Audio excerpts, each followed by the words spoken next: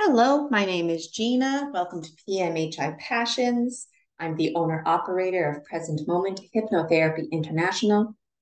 PMHI Passions is committed to sharing stories, having a space available for folks to share out anything that has to do with spiritual experiences, high strangeness, or perhaps you had a rapid transformational hypnotherapy session with me, RTT, and or a gemstone reading with me, and something interesting happened regarding spiritualism, or perhaps you just wanted to share out a testimonial about your experience, you can contact me on Facebook.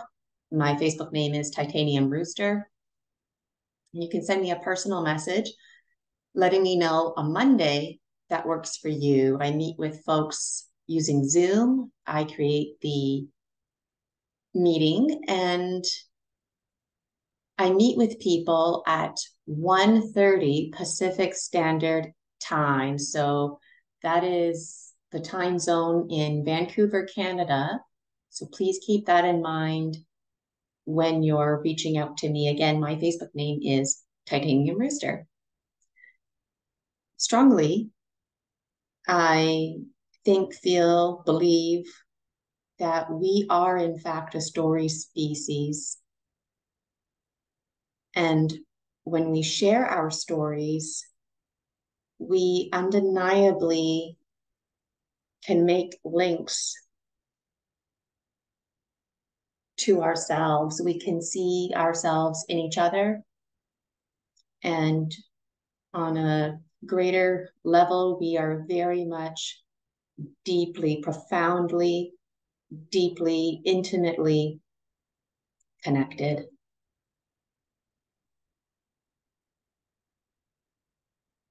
Today, I would like to share with you, well, I'd like to say a song that I wrote, but that's just it. You know, did you have a thought or did the thought have you? And this was one of those times in my life. This happened about 2 years ago, maybe 2.5. And these lyrics just dawned on me. And I'm wondering if anyone else out there can relate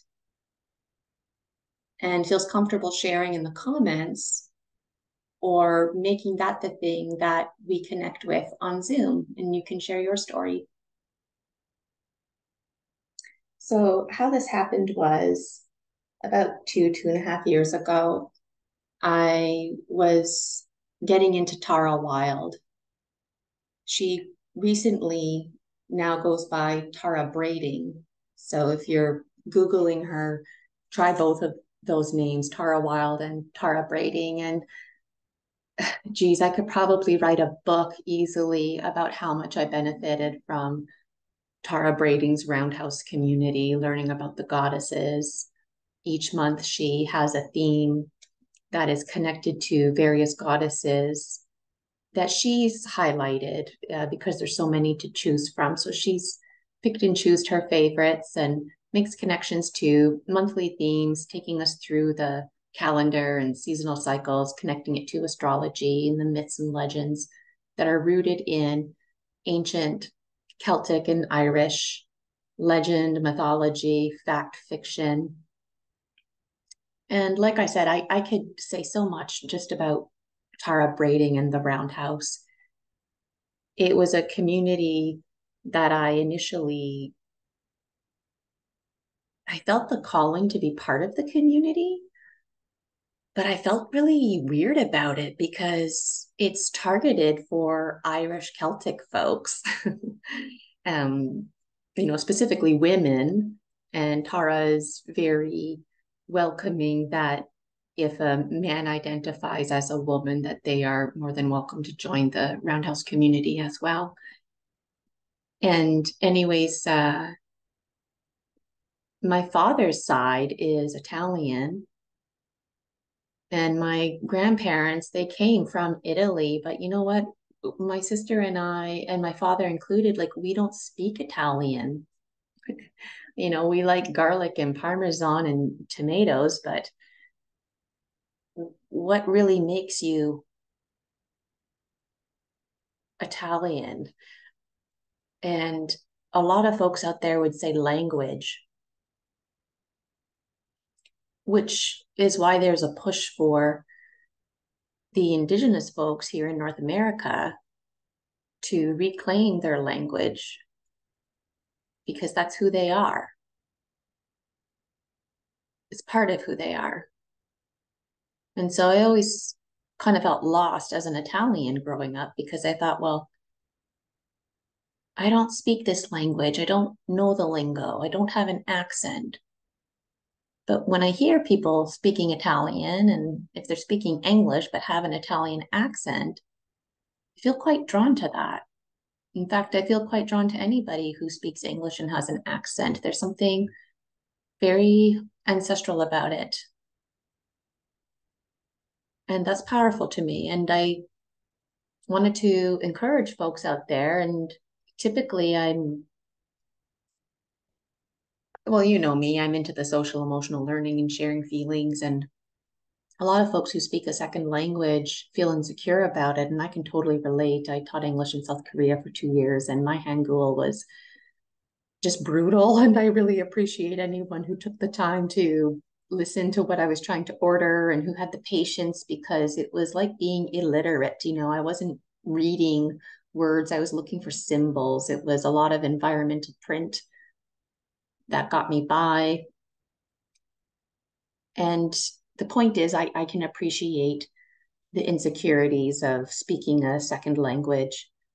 And I always tell people that it resonates with me when I hear an accent. It doesn't matter where the accent is from, because there's ancestry in there. And we all come from the same source. So, okay, my father's side is Italian. My mother's side is also, well, we say French Canadian. What does that even mean? My mother speaks French, but where exactly is she from? My papa, her father, is from the Calgary area. He was a cowboy who made his way to Timmins, Ontario, because there was a lot of hype about gold. He actually died in the mine when my mom was 12, 13 years old. Big rocks fell on him, and those stories are all too typical. Uh, my Uncle Larry would tell stories about, sometimes routinely,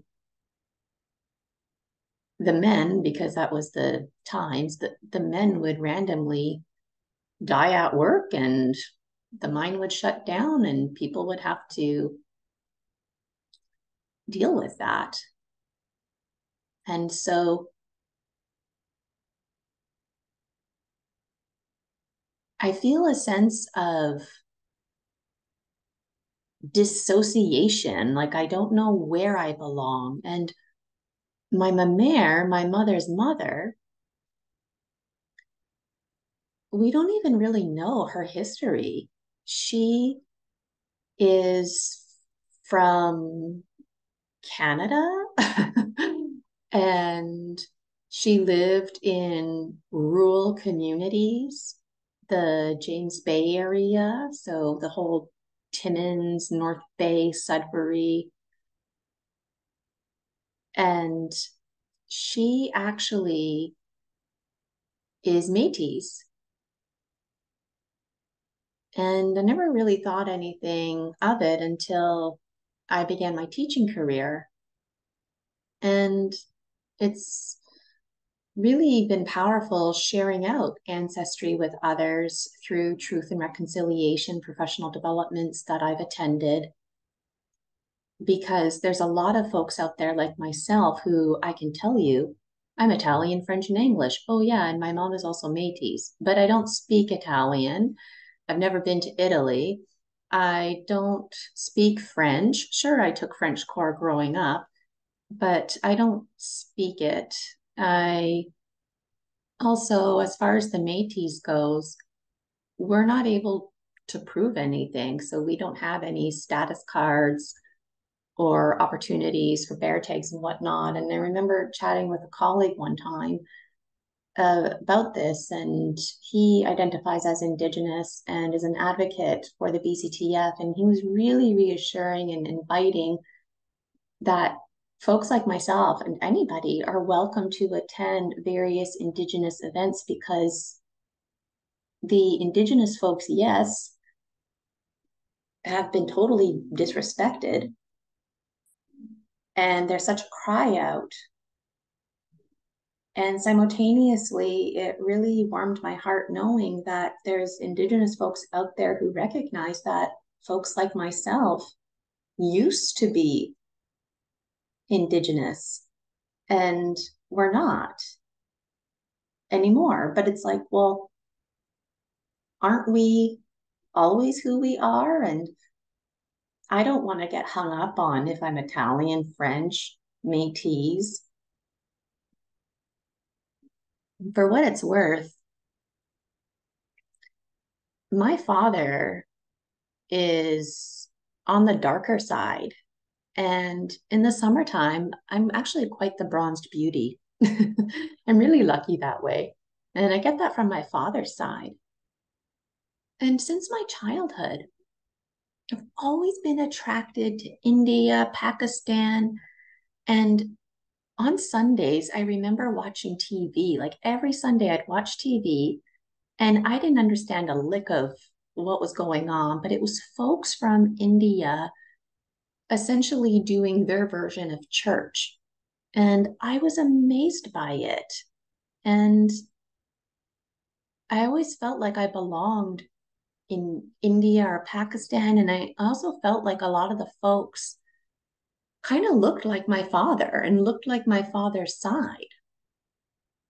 And in the summertime, my dad, he works a lot and spends a lot of time indoors. But in the summertime, if he spends enough time outside, his skin around his knees and elbows actually start turning black.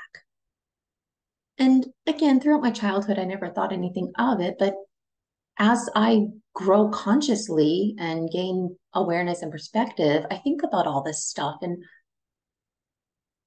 then I wanted to join a group and be part of a community, learning about ancestry.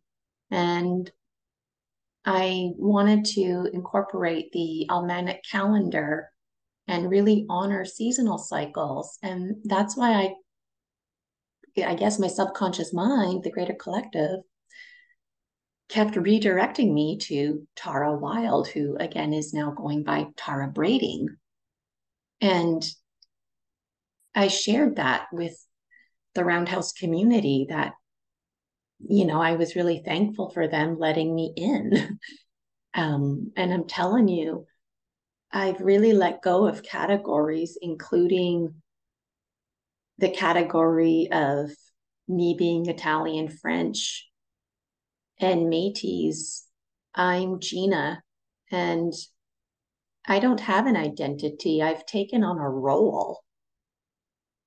And I'm not really sure any of us have an identity. I feel like these concepts like identity are things we cling to because we require belonging, we require community. And when we start identifying, it's a way for us to categorize and find like minded folks to connect with. And so I really value and resonate with the fact that with Tara Wild, Tara Braiding's Roundhouse community, that I have never resonated so much with a community in my life. Learning about the goddesses and the ancestors has been quite profound for me.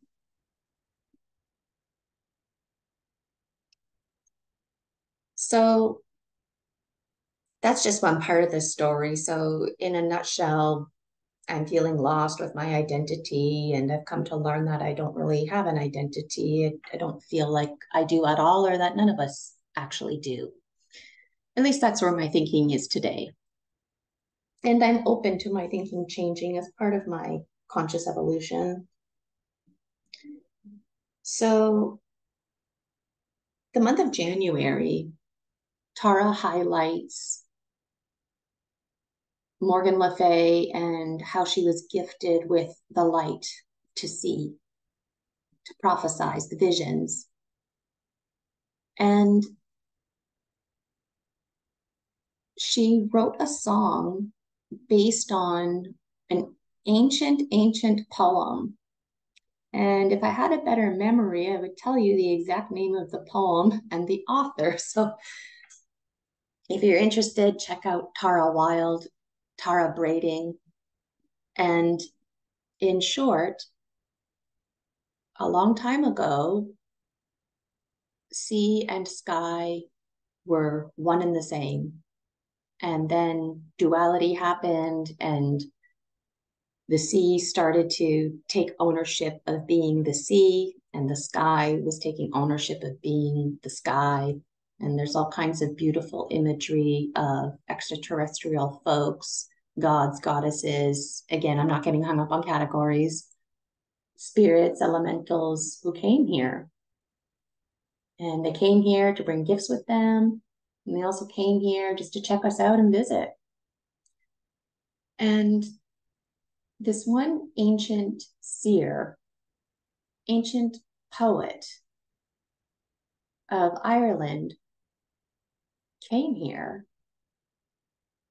And I'm not exactly clear if he came here on a boat or if it was possibly angel wings. And that's what's interesting about these ancient stories is they've had to shift the story so that they could be retold without folks getting themselves in trouble, because blasphemy was very much a reality at that time and still is.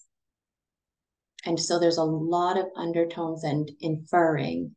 And so, again, not getting hung up on categories or the details, but essentially, this great poet and seer, he came here and he literally got off the boat and stepped into the water and was like, heel, toe, splish, splash, I'm in the water. And he said, I am the water. I am the shore. I am the sand. And then he looked up and he saw a mountain. And he was like, I am the mountain. And then a bird flew by and he's like, I am the bird. And basically, every single thing that he saw, he kept saying, I am this, I am that. And what he was doing is he was showing respect for the land and respect for the greater oneness that we're all a part of. So when he's saying, I am the mountain is echoing back, I'm that guy, that poet coming off the boat, coming here to visit. We're united, we're one. And that was very powerful to me. And so Tara Braiding wrote a song called I Am. And it's about 3 minutes long. You can find it on Spotify or just YouTube it. And if you YouTube it, it's I Am by Tara Wild, because she was going by Tara Wild at that time. And it's a great song and it sums up this poem.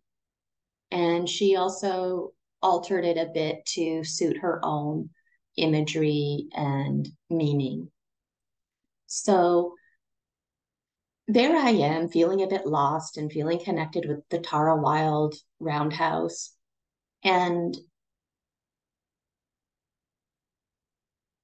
when she started to share her song, I Am, something within me shifted. It was like that ancient poet or seer or a higher power was calling to me and saying, Gina, don't get hung up on categories. Don't get hung up on the fact that this group is targeted for Irish Celtic folks. don't get hung up on the fact that you were raised Roman Catholic. There's a lot of like Catholic Christian undertones and just a very welcoming that we're one. We're all one and we're all the same.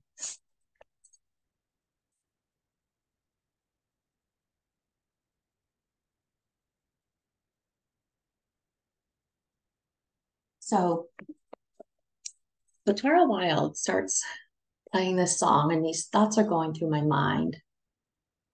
And it's really powerful because I felt like I'm in.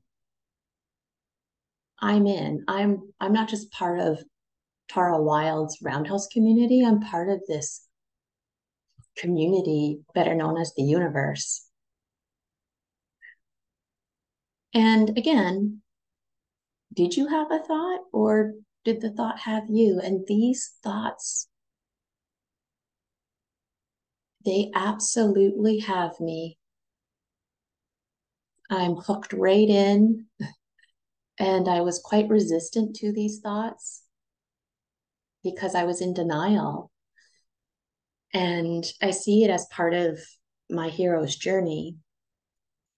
And so all of the sudden, Tara Wild, she's singing her song and then she goes on to the next verse. And I just started to belt out some lyrics that came out of nowhere. So, like I said, did I write this song? What did my higher self write this song? I don't know. I don't care. Sometimes the heart speaks, and maybe it was that. And when I sang the song, I didn't really understand it. I thought it sounded cool, but I didn't get it. And so now I get it, and I'm getting it even more and more. So I wanted to sing the song to you, and I feel emotional. And that's all part of sharing stories. And for me personally, when folks get emotional and they start getting goosebumps, it's because there's truth. You're in the presence of truth. And so this song is my truth. So I'm going to sing the song to you. It's just a small paragraph. And then I want to tell you each line, the meaning that I was able to derive from it. And I'm still deriving meaning from it. And I'm learning that ultimately, when it comes to categories, that those are actually barriers that we put up, walls that we put up. Because even my song, as I dissect it, I'm coming to gain an understanding that I'm categorizing my song by separating it by sentence, just like I was separating my identity as Italian, French, Métis. And my sister and I, when we were younger, we used to tell folks we're Italian, French, and English. And we would tell people we're English because we spoke English. And as I got older, I didn't even make this connection until I got older. But as I got older, I met people from England, and it dawned on me, those folks are English. So it's like I'm not even English, and yet I speak English, and yet my identity is Italian and French, and then there's this missing identity piece of the Métis. Like, so so this song and this dissecting of it and categorizing the sentences is teaching me that no matter what road you take, it does lead you home. It leads to the same path. All roads lead to the same destination. And we're all lovingly invited by the greater spirit to travel those roads less traveled on, because it's those twists and turns where we make these powerful connections. So I really want to thank everybody who's invited and welcomed me to be part of their community. And I'm very thankful for the conversations that I've had with folks. And this is the song. So it's called I Am. I am the rainbow in the dark. I am the heart who knows my part. I am the goldfish dancing on land. I am the snake who uses my hands. I am the universe. I am I. I am remembering who I am. I give thanks to this task at hand. Thank you, thank you, thank you, thank you, thank you, thank you, thank you, thank you. Okay, I was able to hold it together without bawling. So I Am, that's the title, and I borrowed that directly from Tara Wild, who goes by Tara Braiding these days. I am the rainbow in the dark. Honestly, I love that song, Rainbow in the Dark. You know, when I see lightning, da-na-na-na, you know it always brings me down. And I thought maybe that's where that thought's coming from. And the rest of the poem didn't make any sense to me. And eventually, probably like a good year later, I started making connections. I am the rainbow in the dark means I'm the descendant of the primordial womb and tomb of no thing and everything. I'm my own light at the end of the tunnel, and I've manifested into form, which is an illusion because I'm simultaneously formless, because I'm gray, I'm God. And then I did this thing called duality, where I became black and white, like the yin yang duality symbolism. And through sacred geometry, I became color, as in distinguished by color, taking on a role and weaving through the spectrum. The rainbow, also a reflection about reflections, and that I'm you, and you're me, and we're one. And so is the world around us. We're in constant motion, weaving through illusions as we constantly evolve.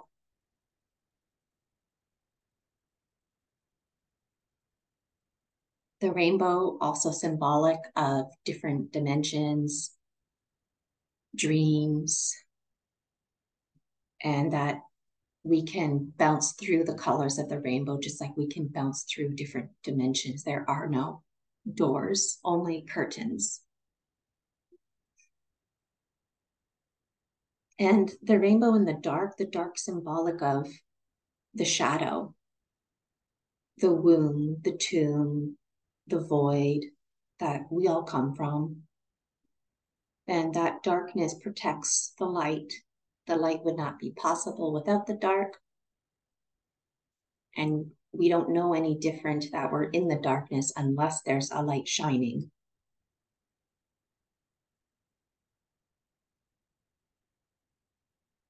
The next line, I am the heart who knows my part. So the word heart has a double meaning. It also means heart as in H-A-R-T, like a deer. And I know my part because I'm honoring my role to shapeshift, because I'm simultaneously the predation cycle. I'm the prey, I'm the predator. And I'm a garden in my own right, living in harmony. And I'm the heart because I'm the hunted and the hunter in harmony. And this predation cycle, this relationship is very profound for me personally, working with spirit guides who present themselves in animal form. And I used to be freaked out, full disclosure, because when I was working with the guides, they look like animals, and sometimes they don't really have a form because that's how ancient they are. And so they take on forms that the biological one, known as Gina, living today in 2023, can identify.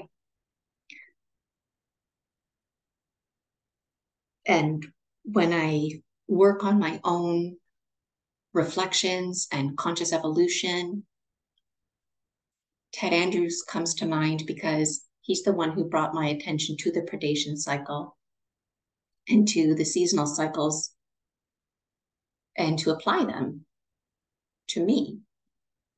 And so there's a lot to be said about gaining perspective, zooming in, zooming out, and also being at one with nature. I am the heart who knows my part also means heart, like promoting the currency of the heart and prioritizing social emotional learning and public education in the best interest of students and ultimately in our future. Aristotle is known for saying that education must be education that includes training from the head and the heart.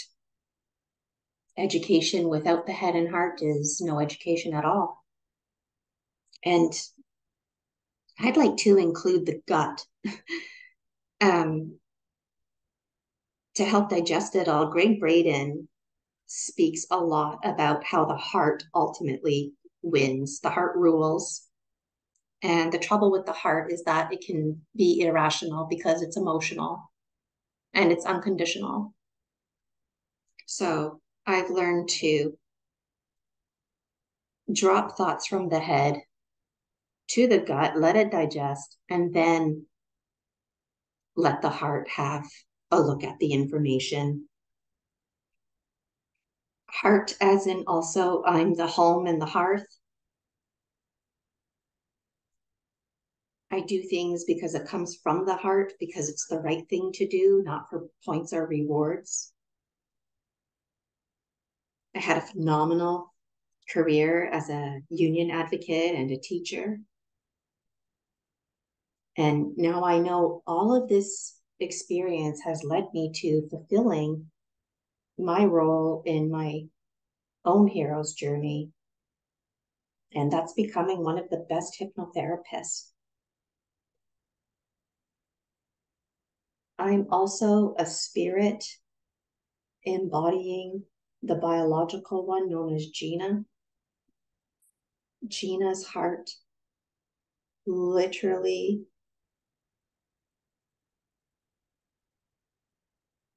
required to support her biology, and her very beat supports the currency of the cart that she asserts makes the world go round. It's not money. It's the currency of the heart. It's community. This literally, energetically creates a vibration or ripple. The beat, the pulse, the tap, the blink, the breach.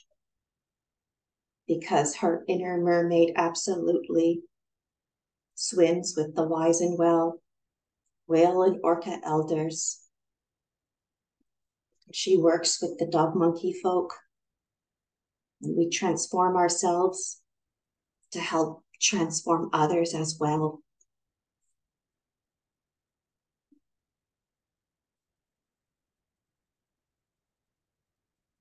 I am the goldfish dancing on land.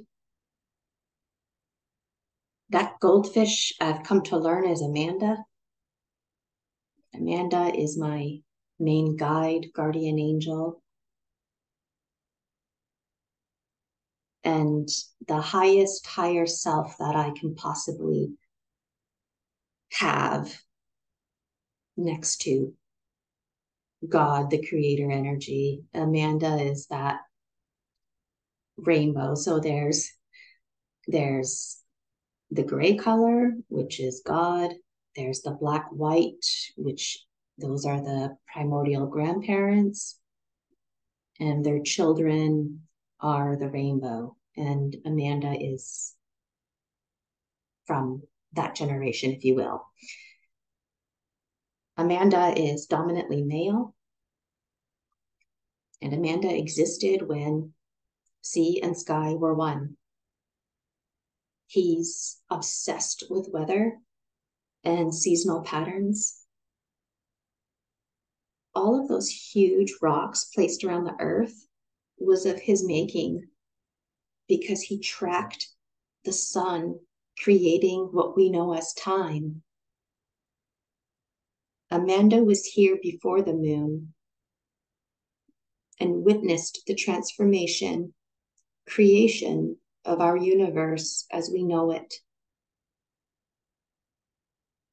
Amanda brings authority rooted in his strong belief in himself. In dreams, when I'm an exorcist, I'm Amanda. There is no competing with Amanda because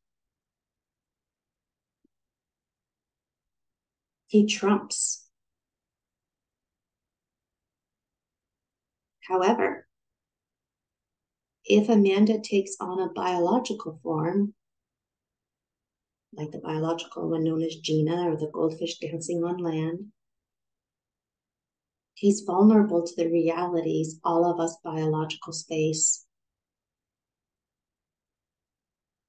I had a lot of breakthroughs with Amanda, and you'll have to wait to buy my book to learn more. I'm still writing my book. Every time I start writing it, I realize I've got lots of things to write. And I'm looking forward to sharing more with you. And I'm really looking forward how you relate. Amanda's laughter is that Glinda the Good Witch laughter that I belt out. It cracks the sky like a lightning bolt, transforming change, alchemizing me.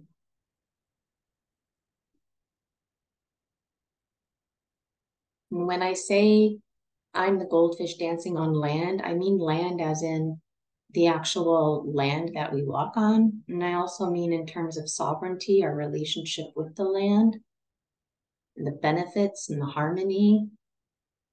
And I also mean the land as in the biological ones that we are. We are walking, talking pieces of land. We are trees, if you will, with legs and mouths.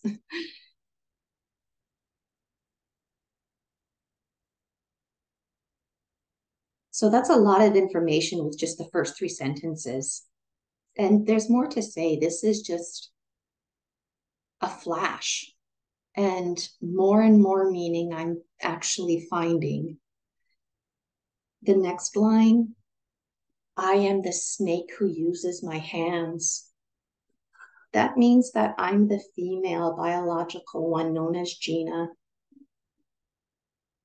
I'm the elementals, and they're me.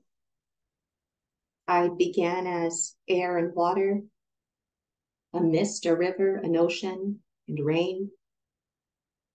And I drip dropped, and I flowed, and I waved, and I became solid, ice, and sand, and rocks. And eventually I also became the snake. Now that snake image is powerful because it's also simultaneously the same image as Amanda. That fish image or sperm image, penetrating, fertilizing, and water as many of you know, is associated with the feminine. Yet what's interesting, water can also be associated with masculine because water penetrates, it cuts through rocks, it cuts through sand. And that's how we have rivers as we know it. And so this was quite powerful for me. So I became a snake. Snakes don't have hands. And this is a metaphor of my shape-shifting and creativity because snakes use their mouths as hands, and they also use their bodies as hands. And this is a reminder to me that there are no limits to the power of the mind. I use my hands and body, yes. And I also use my voice, my mouth, to do rapid transformational therapy, hypnotherapy, and gemstone readings.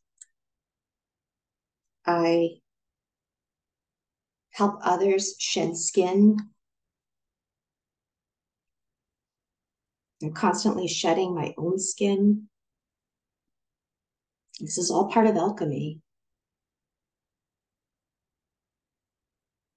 I hang out in the Southwest, south with snake, and in the West, I hang out with jaguar. I also use my hands, as in using my wits and my senses, inferring and intuitively trusting what my body and mind are foraging. I also personally resonate with a wide open hand, symbolic of freedom. And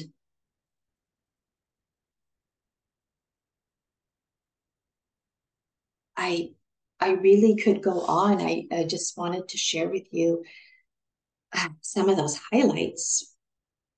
The next verse or sentence, excuse me, is I am the universe, I am I. So it means I am the universe because the universe, the entire universe, is folded up inside of me.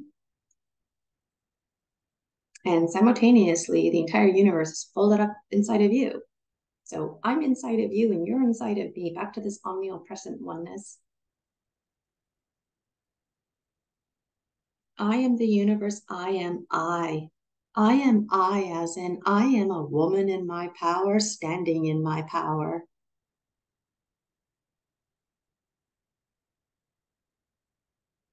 I'm not sure who I am. Going back to identity, but I know that I'm a spirit embodying a biological one and I'm having a human experience.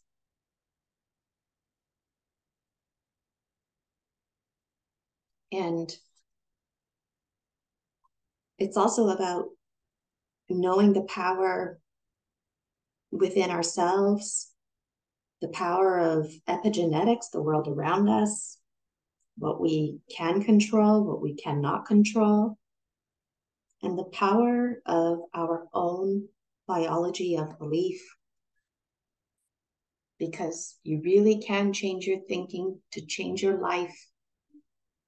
You really can live the life you want to live, and it is not easy, I know. There's so much to let go of. Our wisdom cannot be lost, and our spirits can never be broken. And that sentence right there, our wisdom cannot be lost, our spirits cannot be broken. I got that from Tara Wild. And I want to encourage everyone to be the awakened dreamer, to awaken to your power.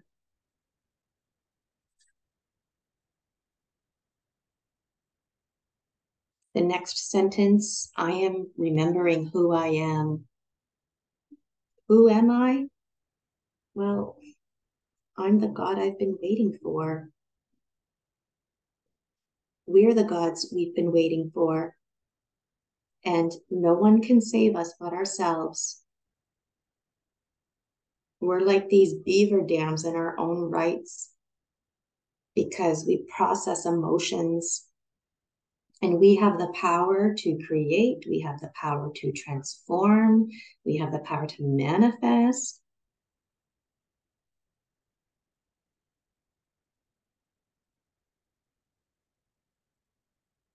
United are we. Be free.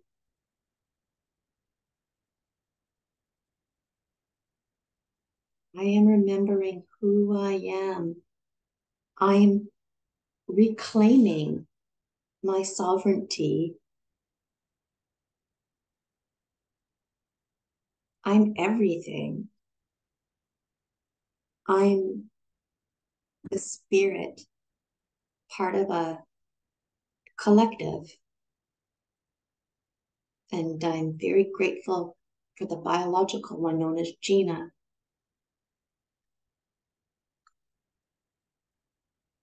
I give thanks to this task at hand.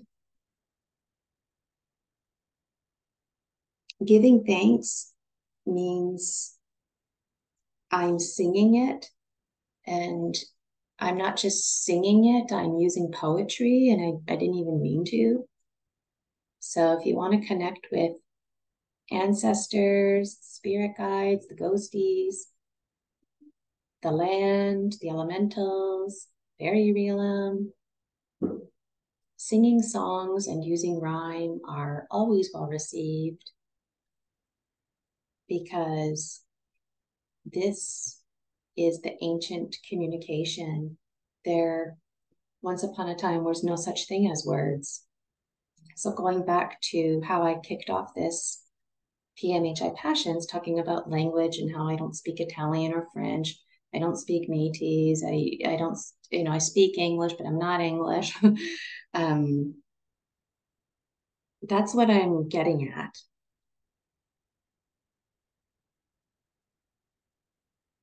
That the language we speak ultimately doesn't matter because just like categories, the categories don't matter because we all come from the same source. We're all one. So language, it's to make a parallel, an illusion, just like the lines on the map. They're not really there. So who does the land belong to? Who does the currency of the heart belong to? It belongs to all of us, and we belong to it and each other.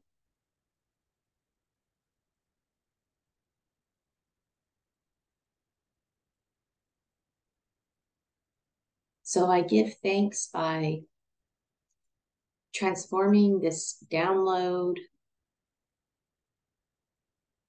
by singing it. And at this time when this song came to me, I actually hardly had any voice. It was, I had my severe panic attack October, and I just completely lost my voice. And I wrote this song in January of the following January. And so it was just a few months really. And I cried when I sang this song because even though I sang it very low, it was like a whisper, I still sang it. And it was something that gave strength to my voice. And there was a strong feeling of remembering, even though I didn't understand what I was remembering. I just knew that I was in a state of remembering and in a state of awakening. So I am remembering who I am, and yet simultaneously, I have no idea who I am, other than the fact that I'm you and you're me. And so I give thanks by honoring the thoughts that have me. And at this time, I was also part of Meredith Dawson's Thriving Life Collective. And I shared not all this information because I didn't know it at the time, but I just shared the song with them. And I'm really glad I did because it validates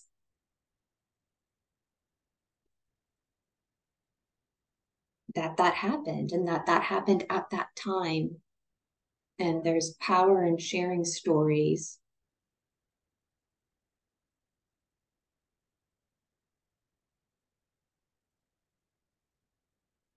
I also give thanks to this task at hand because,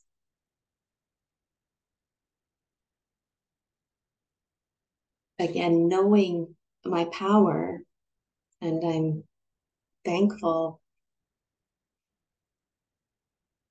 because,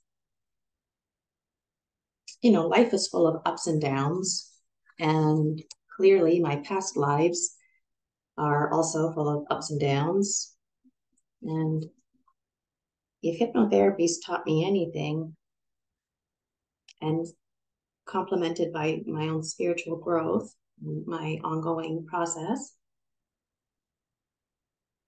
that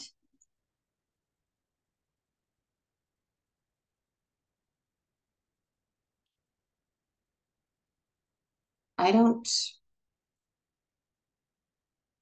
have to be shy about sharing this stuff. And the tasks at hand are reclaiming my sovereignty and the task is recognizing that I'm the hero in my own hero's journey. And so this is where hummingbird comes into mind because sure, there's been ups and downs in this life, past lives. But if it wasn't for everything, all those experiences, and I mean all of them, I simply would not be the person I am today. And this is the only reason that I can be a woman in my power, standing in my power.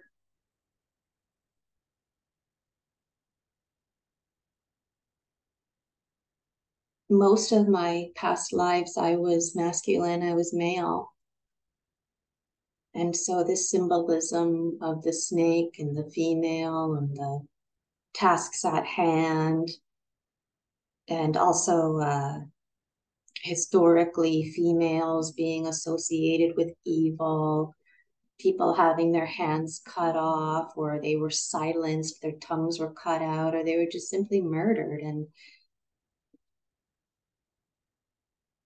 this is extremely powerful for me. And so I sing it, I speak it, I share it, and the tasks at hand, furthering my own development in my own hero's journey. And then I finished the song saying, thank you 8 times in a row. And I'm thanking everybody for everything. I'm thankful for all the connections I've made. I'm thankful that I was able to make connections, paralleling and contrasting Joseph Campbell's Hero's Journey.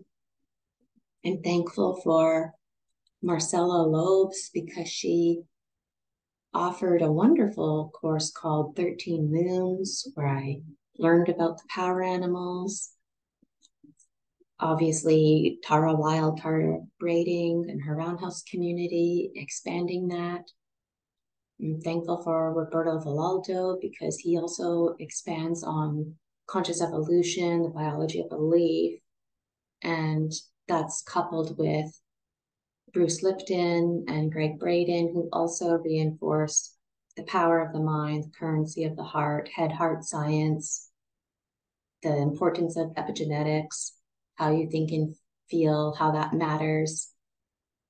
And I'm thankful for Marissa Peer because I'm now in a state where I can fly wingtip to wingtip with Eagle Condor. And it's kind of funny because in my dream journaling, Hummingbird's always reminding me to remember my high quality items and to also remember the high quality items in others that I can't always see, especially when folks are being rude to me, that I have to try to see past that. Of course, while having, healthy boundaries, but for what it's worth, rising above, rising to the level of art, becoming the art. And that's what we are. We are forms of art. We're formless art and we're formed art. And when you get into dimensional type conversations, we Homo sapiens sapiens, we all exist on this 3D plane. And then the fourth dimension is art. And then the fifth dimension, that's your higher level of conscious evolution and connection to the spirit world. And so you can't jump from, level 3 to level 5. You have to go through level 4. So the beauty is if you can tap into the art, if you can tap into the fourth dimension, then you default to tapping into the fifth dimension. And so this song, this poetry is a form of art. And Tara Wild, when she was speaking about the ancient poets and seers, that was the greater message communicated to me, is that she's speaking about art and beauty, the life-death life cycles in and around us that we all belong to. And I have so much more to say. And I'm really loving my subconscious foraging and trusting the feelings that I feel, using myself as a dowser. And I want to thank you so much for listening. If anybody out there has a story to share, if you can relate to this, I would absolutely love to meet with you on a Monday at 1:30 Pacific Standard Time. That's Vancouver time in Canada. You can send me a PM on Facebook. My Facebook name is Titanium Rooster.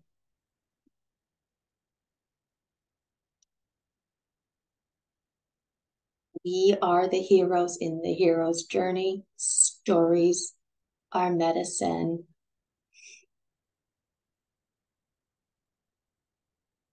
If you want to borrow my song, you're more than welcome to. You can adopt it and let it in until it becomes your own.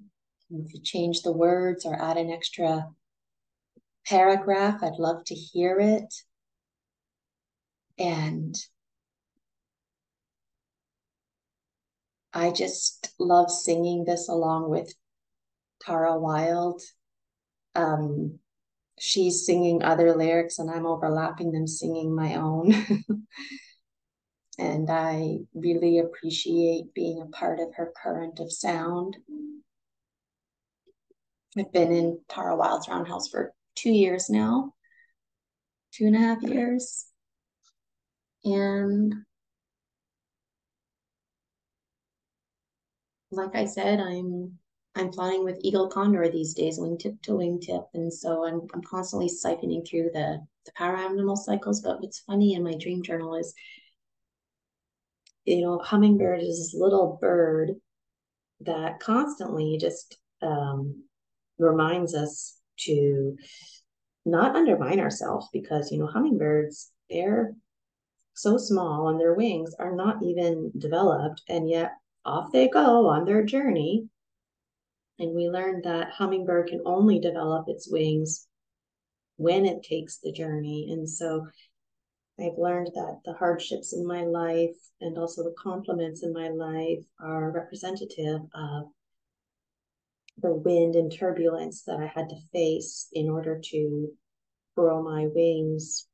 And hummingbird also reminds us to only drink the sweetest, finest nectars in life, representative of the high quality items that we take with us forward. We leave the rest behind.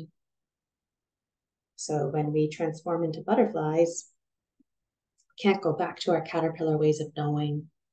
And that's the message I have learned with all these transformation stories.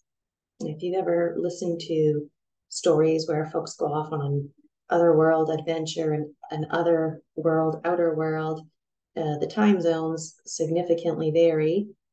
And often when they come back, they actually realize they can't come back because things have transformed and changed and they don't fit into that environment anymore. So I think it's a bit humorous that as I weave through these cycles, that sometimes I'm in the nest with eagle condor and I just stay there and hang out, and it's like I'm a little baby eaglet and they take care of me, and I have to trust that I'm going to be provided for.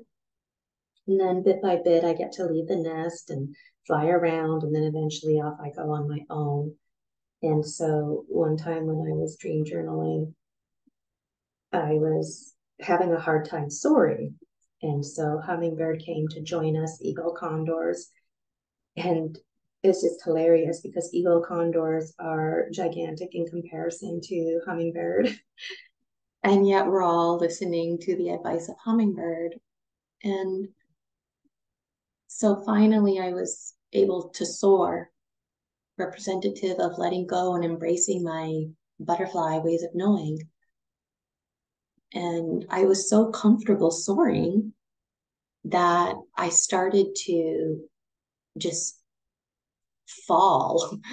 And I didn't know what was going on. And so hummingbird chimed in and reminded me that even when I'm soaring, when life is up, that I still need to flap my wings every now and then. I still need to catch that updraft. So we can never get comfortable, if you will, with where we're at, because whether we like it or not, time, I know it's an illusion, but biologically, we are part of a biological cycle that is in constant motion. And so if we stay, then we risk not evolving consciously. And once we evolve consciously, we can't go back because the past is gone. It actually doesn't exist. The future doesn't exist either. Everything exists in the now. And I used to use a lot of directional language, like I'm going in the direction of the south and I'm going to be shedding my skin with snake. And I've concluded that, yeah, there is no such thing as directional language. Everything is illusion because there's just us is as is. I don't feel there is as above, so below. It's as is, as is. It's all one and the same. As above, so below. Well, there is no above, there is no below. So the left is the right. I mean, should we be saying that instead? So you can just see how the more I learn, the less I know. When I try to use language, I move away from language and categories. And yet I'm at a place now, at least with my spirit guides and my own understanding, where I'm embracing some language just for the sake of the biological one known as Gina. And I'm wondering, how about you? How do you use directional language? And thank you so much for listening. If you'd like to join me singing I Am, my version, please do. I am. And I just clap my hands to keep a beat. I can tap my heart. I can tap my leg, the table. I can, tap my foot. So whatever you want to do, you do it. And I'm just gonna tapping my leg here.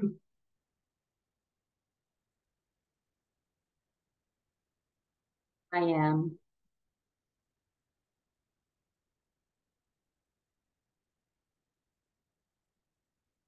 I am the rainbow in the dark. I am the heart who knows my part. I am the goldfish dancing on land. I am the snake who uses my hands. I am the universe. I am I. I am remembering who I am. I give thanks to this task at hand. Thank you, thank you, thank you, thank you, thank you, thank you, thank you, thank you. Thank you, everyone.